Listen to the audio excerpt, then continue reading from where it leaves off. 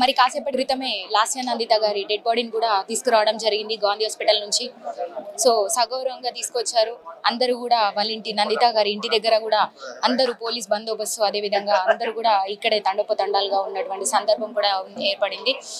అదేవిధంగా బీఆర్ఎస్ కార్యకర్తలు కూడా అందరూ కూడా తనని చూడడానికి కూడా ప్రతి ఒక్కరు కూడా రావడం జరిగింది. ముఖ్యంగా మాజీ మంత్రి హరీష్ రావు గారు కూడా రావడం జరిగింది. దాంతో పాటు కోమటిరెడ్డి వెంకటరెడ్డి కూడా రావడం జరిగింది. సో తనని చివరి చూపు చూసుకునేందుకు కూడా బీఆర్ఎస్ కార్యకర్తలు నాయకులు ప్రతి ఒక్కరు కూడా ఆమెను చూడడానికి కూడా తన ఇంటి వద్దకు తండాలుగా తరలి వస్తున్నటువంటి సందర్భం కూడా ఉంది. అదేవిధంగా ఇక్కడ అందరూ కూడా బాధను వ్యక్తం చేస్తున్నటువంటి పరిస్థితి.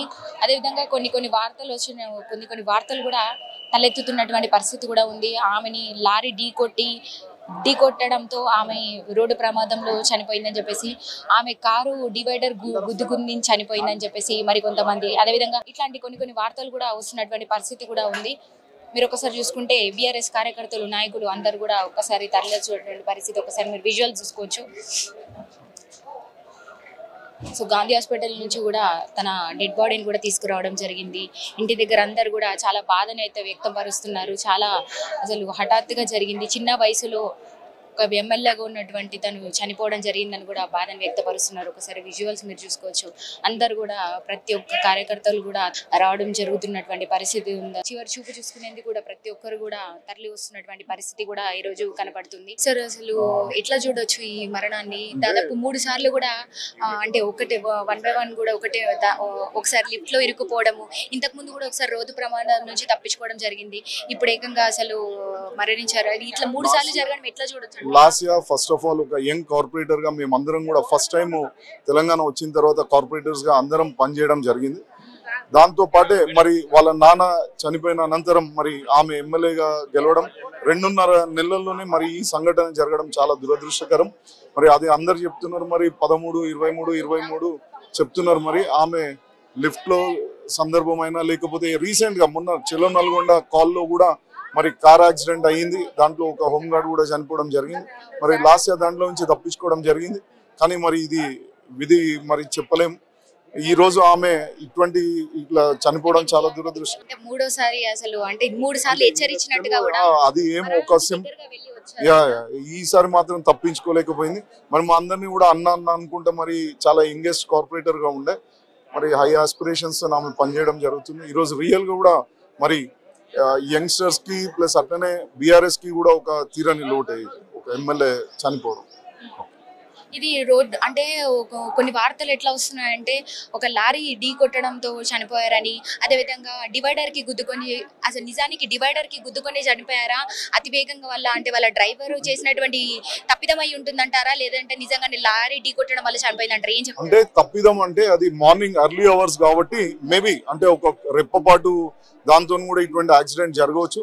మరి అది లారీకి ఫస్ట్ ఢీకొన్న తర్వాతనే మరి ఆమె తర్వాత ఈ కార్ అట్లనే పోయి రీలింగ్ కి కొట్టడం వల్ల ఆమె లెఫ్ట్ సైడ్ ఉండడం వల్ల ఇప్పుడు ఆమె బాడీ చూసినప్పుడు కూడా లెఫ్ట్ సైడ్ అంతా కూడా బ్రేక్ అయి ఉన్నది.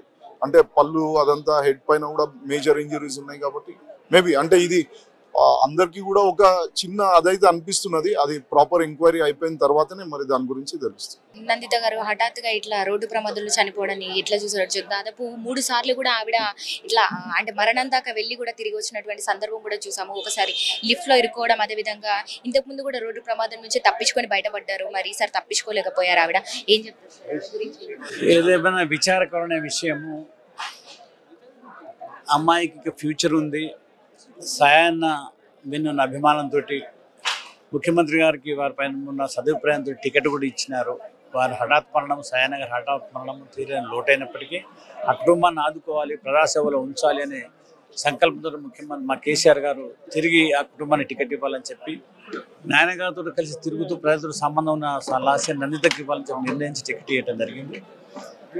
సాయాన్న గారి పైన ఉన్న అభిమానంతో అమ్మాయి ప్రజల సంబంధం ఉంది కాబట్టి మంచి మెజార్టీతో గెలిచింది అమ్మాయి. కానీ ప్రజాసేవ చేయలేకపోయింది. ఇక్కడ ఒకటి బాధ అనిపించింది అంటే అప్పుడప్పుడు పెద్దలు అంటుంటారు ఏదన్నా మతస్టార్ లోపమా లేక ఇంటి వాస్తు లోపమా, షార్ట్ పీరియడ్లో 2-3 సార్లు యాక్సిడెంట్కు దారి తీయడం ఇది బాధాకరమైన విషయం. ఏవైనా వాళ్ళ కుటుంబానికి భగవంతుడు ధైర్యాన్ని ఇవ్వాలని చెప్పి భగవంతుని కోరుకున్నాను. ఏం చెప్తారు అంటే వాళ్ళ నాన్నగారు సాయినగర్ గురు దాదాపు టీడీపీ నుంచి ఆయన 7 సంవత్సరాలు కూడా బాగా పాలన చేశారు, మంచిగా ప్రజలకు మా చేయూతను అందించారని చెప్తున్నారు. ఏం చెప్తారు వాళ్ళ నాతో 2 టర్ముల వరకు కలిసి ఎమ్మెల్యేగా ఉన్నారు.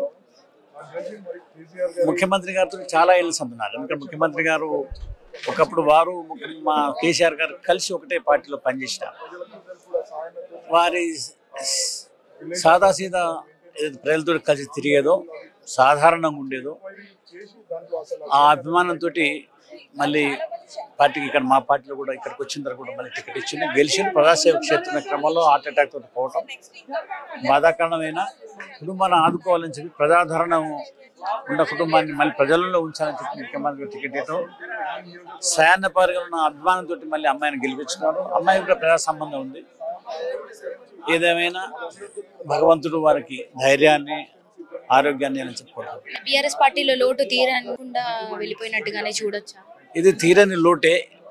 మంచి యువకురాలు, మా పార్టీలో ఉన్న యువకులందరూ కూడా స్ఫూర్తిగా ఉండేది అమ్మాయి కాబట్టి పార్టీకి తీరని లోటే. లాస్య గారి మరణాన్ని ఎట్లా చూడవచ్చు? దాదాపు ఆమె 3 సార్లు కూడా మరణాన్ని నుంచి తప్పించుకొని బయటపడి మరి 3వసారి అకాల మరణం చెందారు. ఇప్పుడు లాస్య నందిత ఆమె మరణం అనేది ఆమె వెంటాడుతున్నది. ఎందుకొరకంటే 2-3 సార్లు, ఒకసారి లిఫ్ట్లో, ఒకసారి మన నగరేకాల్లో. ఇప్పుడు అంటే మరణంని తప్పించుకుందామంటే కూడా అది తప్పించుకోకుండా మరి భగవంతుని సన్నిధికి పోయిందంటే మేమంతరం విచారించవలసింది. సాయన్న మాకు చాలా ఫ్రెండ్, మేమందరం ఒకసారి టీఆర్ఎస్లో పనిచేసినాం. చాలా సౌమ్యుడు. ఈమె కూడా నందిత కూడా కవాడుల కార్పొరేట్ ఉన్నప్పుడు కూడా మేము చాలా కోఆపరేషన్ ఉండే. ముషిరాబాద్ డివిజన్ నుంచి చాలా నందిత చెప్పడం అంటే ఇంకా ఆమె గుణగణాలు ఎవరికి చెప్పనీకి వీల్లేదు. ఎందుకంటే చాలా సౌమ్యురాలు, ఎవరు నొప్పించకుండా మరి అఖండ దాదాపు 18,000 మెజార్టీ తోటి కంటోన్మెంట్లో వచ్చిందంటే చాలా గ్రేటు.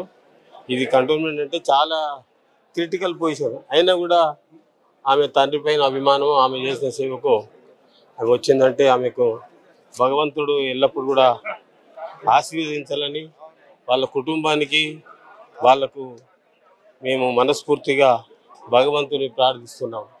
డివైడర్ మీదకు ఆమె వాహనం దూసుకెళ్లింది. ఆ సమయంలో వాహనాలను క్రమబద్ధీకరిస్తున్న పోలీసులు తీవ్రంగా గాయపడ్డారు. అందులో హోంగార్డ్ ప్రాణాలు కోల్పోయారు. నల్గొండ రోడ్డు ప్రమాదం తర్వాత లాస్య నందిత కొత్త కారును కొనుగోలు చేశారని చెబుతున్నారు. ఆ కారులో ప్రయాణిస్తుండగా ఔటర్ రింగ్ రోడ్డుపై జరిగిన ప్రమాదంలో ఆమె ప్రాణాలు కోల్పోయారు.